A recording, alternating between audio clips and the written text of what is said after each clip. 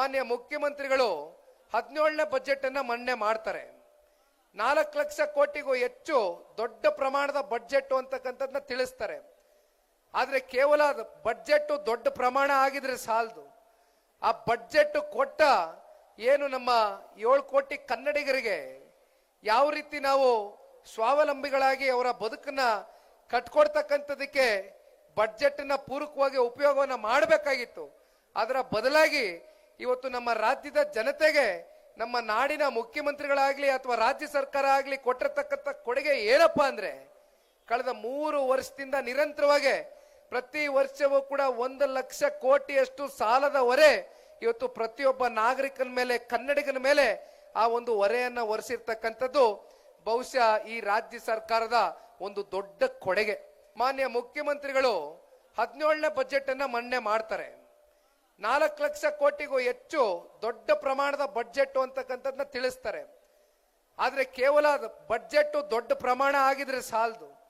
ಆ ಬಜೆಟ್ ಕೊಟ್ಟ ಏನು ನಮ್ಮ 7 ಕೋಟಿ ಕನ್ನಡಿಗರಿಗೆ ಯಾವ ರೀತಿ ನಾವು ಸ್ವಾವಲಂಬಿಗಳಾಗಿ ಅವರ ಬದುಕನ್ನ ಕಟ್ಕೊಡ್ತಕ್ಕಂಥದಕ್ಕೆ ಬಜೆಟ್ ನ ಪೂರಕವಾಗಿ ಉಪಯೋಗವನ್ನ ಮಾಡಬೇಕಾಗಿತ್ತು. ಅದರ ಬದಲಾಗಿ ಇವತ್ತು ನಮ್ಮ ರಾಜ್ಯದ ಜನತೆಗೆ ನಮ್ಮ ನಾಡಿನ ಮುಖ್ಯಮಂತ್ರಿಗಳಾಗ್ಲಿ ಅಥವಾ ರಾಜ್ಯ ಸರ್ಕಾರ ಆಗ್ಲಿ ಕೊಟ್ಟಿರತಕ್ಕಂಥ ಕೊಡುಗೆ ಏನಪ್ಪಾ ಅಂದ್ರೆ, ಕಳೆದ 3 ವರ್ಷದಿಂದ ನಿರಂತರವಾಗಿ ಪ್ರತಿ ವರ್ಷವೂ ಕೂಡ 1 ಲಕ್ಷ ಕೋಟಿಯಷ್ಟು ಸಾಲದ ಹೊರೆ ಇವತ್ತು ಪ್ರತಿಯೊಬ್ಬ ನಾಗರಿಕನ ಮೇಲೆ, ಕನ್ನಡಿಗನ ಮೇಲೆ ಆ ಒಂದು ಹೊರೆಯನ್ನ ಹೊರಿಸಿರ್ತಕ್ಕಂಥದ್ದು ಬಹುಶಃ ಈ ರಾಜ್ಯ ಸರ್ಕಾರದ ಒಂದು ದೊಡ್ಡ ಕೊಡುಗೆ. ಮಾನ್ಯ ಮುಖ್ಯಮಂತ್ರಿಗಳು 17ನೇ ಬಜೆಟ್ ಅನ್ನ ಮಂಡನೆ ಮಾಡ್ತಾರೆ. 4 ಲಕ್ಷ ಕೋಟಿಗೂ ಹೆಚ್ಚು ದೊಡ್ಡ ಪ್ರಮಾಣದ ಬಜೆಟ್ ಅಂತಕ್ಕಂಥದ್ದನ್ನ ತಿಳಿಸ್ತಾರೆ. ಆದ್ರೆ ಕೇವಲ ಬಜೆಟ್ ದೊಡ್ಡ ಪ್ರಮಾಣ ಆಗಿದ್ರೆ ಸಾಲದು. ಆ ಬಜೆಟ್ ಕೊಟ್ಟ ಏನು ನಮ್ಮ 7 ಕೋಟಿ ಕನ್ನಡಿಗರಿಗೆ ಯಾವ ರೀತಿ ನಾವು ಸ್ವಾವಲಂಬಿಗಳಾಗಿ ಅವರ ಬದುಕನ್ನ ಕಟ್ಕೊಡ್ತಕ್ಕಂಥದಕ್ಕೆ ಬಜೆಟ್ ನ ಪೂರಕವಾಗಿ ಉಪಯೋಗವನ್ನ ಮಾಡಬೇಕಾಗಿತ್ತು.